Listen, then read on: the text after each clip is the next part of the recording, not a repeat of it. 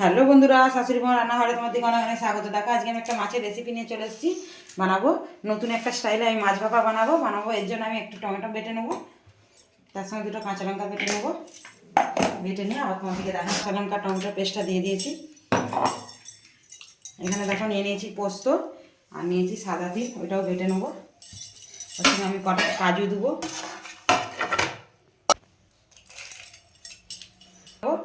নিয়ে দেখো এই পেস্টটাও দিয়ে দেবো পরিমাণ মতো নুন, দিয়ে দেবো হলুদ গুঁড়ো, দিয়ে দেবো ঝাল লঙ্কার গুঁড়ো,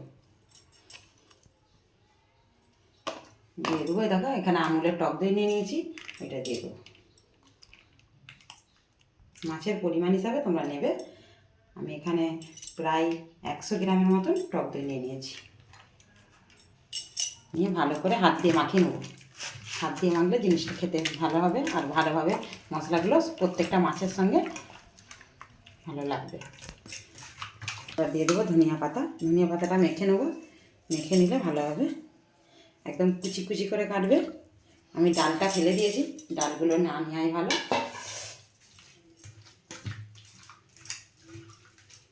দেখো এইভাবে মেখে প্রায় ঘন্টা 1.5 মতন রেখে দিবে। দিয়ে রান্না করার সময় তোমাদেরকে আবার শেয়ার করবো, তোমরা প্রথম থেকে শেষ পর্যন্ত পুরো ভিডিওটা দেখবে। আর এতে তোমরা যদি মনে করো একটু চিনির দানাও দিতে পারো। আমি চিনিটা দেবো নি, আমাদের মিষ্টি মিষ্টি পছন্দ করে না। দেখো এবার আমি উপর দিয়ে একটু সরিষার তেল,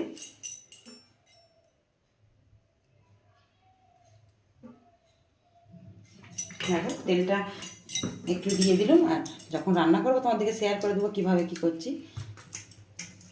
তোমরা কিন্তু প্রথম থেকে শেষ পর্যন্ত ভিডিওটা দেখে আমার এই মাছের রেসিপিটা কমেন্ট করা চাই যে কেমন লাগলো। আমি অনেক রকম ভাপা দেখেছি, এই ভাপাটা আমি একটু নতুনত্বভাবে করলাম। চাপা থাকবে প্রায় 1.5 ঘন্টা। দেখো বন্ধুরা, মাছটা অনেকক্ষণ ঢেকে রেখেছিলাম। এই দেখো কেমন জল কেটে দিয়েছে, তেল কেটে দিয়েছে। এইভাবে আমার ঢাকা ছিল অনেকক্ষণ ধরে। আর এই দেখো এখানে আমি তেল দিয়ে দিয়েছি কড়াতে, সরষের তেল দেবো, একটা শুকনো লঙ্কা আর দেবো কালা জিরে। কালা জিরেটা একটু বুজবুজ করে হয়ে গেলে আমি লঙ্কাটা একটু কেটে দেবো।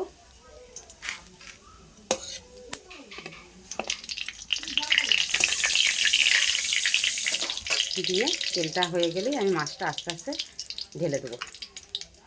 যেহেতু টক দই দেওয়া আছে, মাছটা একদিক হয়ে গেলে আমি একটু চিনি ব্যবহার করবো। চিনিটা দিলে মাছের স্বাদটা আরও ভালো লাগবে।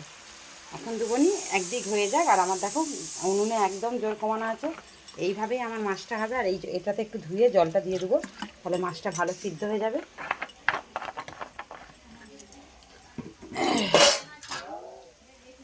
দেখো এটা ধুয়ে নিয়ে জলটা দিয়ে দেবো, দিয়ে আমার মাছটা হবে, চাপা দিয়ে দেবো। একদিক হয়ে গেলে আমি উল্টি দেবো, একটু নেড়ে দিই। এই সময় কাঁচা মাছ আছে, নাড়া যাবে। একদিক হয়ে গেলে সাবধানে উল্টাতে হবে। দেখো এবার আমি চাপা দিয়ে দেবো। এরমভাবে আমার 15 মিনিট হবে। হয়ে গেলে আমি পরে আবার যখন উল্টাবো তোমাদেরকে শেয়ার করবো। দেখো মিনিট 15 হয়ে গেছে। মাছটা আমি আস্তে আস্তে উল্টি দেবো। দিয়ে এবারে আমি ওতে একটু চিনি দেবো। চিনিটা দিলে মাছের স্বাদটা আরও ভালো লাগবে। আস্তে আস্তে একদম আমি উল্টি দেবো। সবগুলো উল্টি দিয়ে তোমাদেরকে শেয়ার করবো।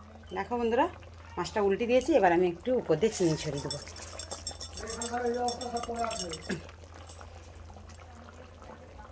এবার আমি আরও 10 মিনিট কুক করে নেবো। এইদিকে চাপা দিয়ে দিলে মাছটা ভালোভাবে আমার হয়ে যাবে। আরও 10 মিনিট বাদে তোমাদেরকে আবার শেয়ার করবো। দেখো বন্ধুরা, মাছটা আমার হয়ে গেছে।